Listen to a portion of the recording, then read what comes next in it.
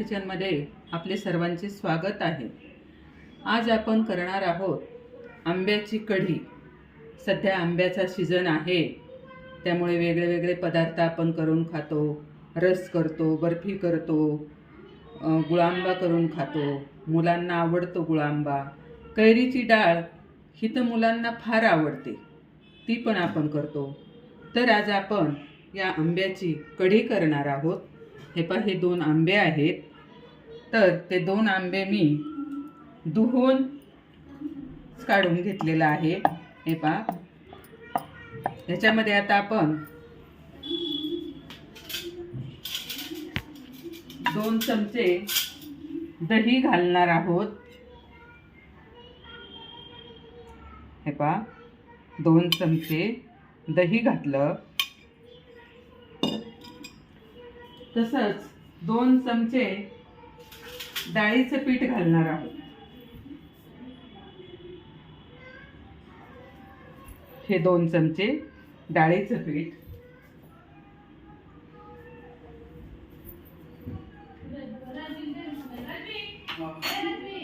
आणि आता आपण चांगलं हलवून घेऊ। त्याच्यात पिठाची गुठळी राहिली नाही पाहिजे, असं हलवून घेऊ आपण हे। आता हे आपलं चांगलं छान हलवून झालेलं आहे। इथे आपण गॅसवर पातेलं ठेवूया। पातेलं तापत ठेवलेलं आहे, त्याच्यामध्ये आपण 1-1.5 चमचा तूप घालू। इथे मी मोहरी, जिरं, थोडेसे 7-8 मेथी दाणे, 2 लवंगा हे या तुपामध्ये टाकते।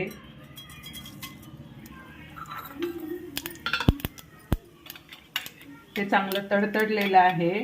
आता त्याच्यामध्ये हिरवी मिरची, लसूण आणि आलं थोडंसं हे पण टाकते। कढीपत्ता टाकते।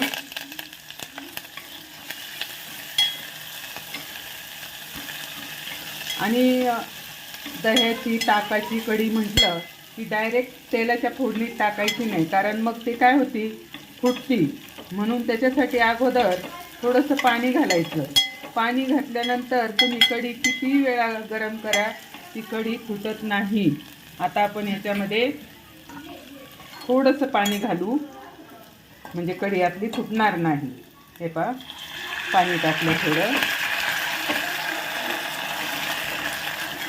एक अर्धा कप पाणी टाकलं म्हणजे कढी फुटत नाही।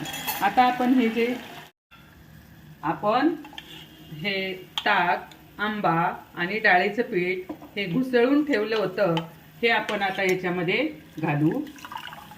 आपली कढी बिलकुल फुटणार नाही, कारण आपण आधी फोडणीला पाणी टाकलेलं आहे। आता त्याच्यामध्ये आपल्याला पाहिजे तेवढं घट्ट पातळ कशी पाहिजे तसं आपण त्याच्यामध्ये पाणी घालून घेऊ। हेच भांड मी याच्यामध्ये धुवून टाकते। आता आपण हलवून बघू, ह्याच्यामध्ये अजून पाणी बसणार आहे। आपण याला पाणी घालू। आता एवढं पाणी भरपूर झालं। ह्याला चवीपुरतं मीठ घालू। हे पहा, मीठ टाकलं। इथे आपण डाव तापत ठेवलेला आहे, त्याच्यामध्ये थोडंसं एक अर्धा चमचा तूप घातलेलं आहे। आणि इथे अर्धी बेडगी मिरची आहे, ती आपण याच्यामध्ये टाकू। फोडणी करायची।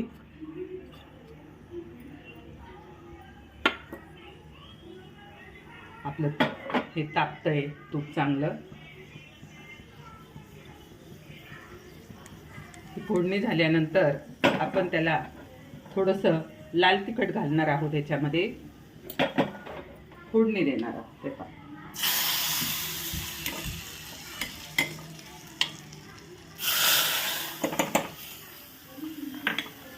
अशा प्रकारे फोडणी दिलेली आहे। आणि इथे एक मोठ्या लिंबा एवढा गूळ आहे, मोठं लिंबू तेवढा गूळ आपण घालू, कारण आंबा गोड आहे, मग जास्त गूळ घालायचा नाही। तुम्हाला नसेल घालायचा तरी नका घालू, आवडत असेल तर घाला। आणि भात आणि चपाती एवढं भारी लागतं खायला, जोपर्यंत आंब्याचा सीझन आहे तोपर्यंत तुम्ही पुन्हा पुन्हा करणार. फक्त त्या कढीला छान अशी उकळी आलेली आहे. पण हां, लाईक आणि सबस्क्राईब नक्की करा बरं का. हे पहा, उकळी आलेली आहे. अगदी 2च मिनटं उकळून घ्यायची आणि बंद करायची. कढी तयार झालेली आहे. आता मी गॅस बंद करते. किती व्यक्ती आहेत? जास्त व्यक्ती असतील एवढी कढी 4 लोकांना पुरेशी आहे. तुमच्याकडे जास्त लोक असतील, जास्त व्यक्ती असतील तर तुम्ही अजून आंबे घेऊ शकता. आणखी कढी करायची. हे पहा किती छान कढी झालेली आहे. भात वाढून घेतलेला आहे, त्याच्यावरती कढी घालते.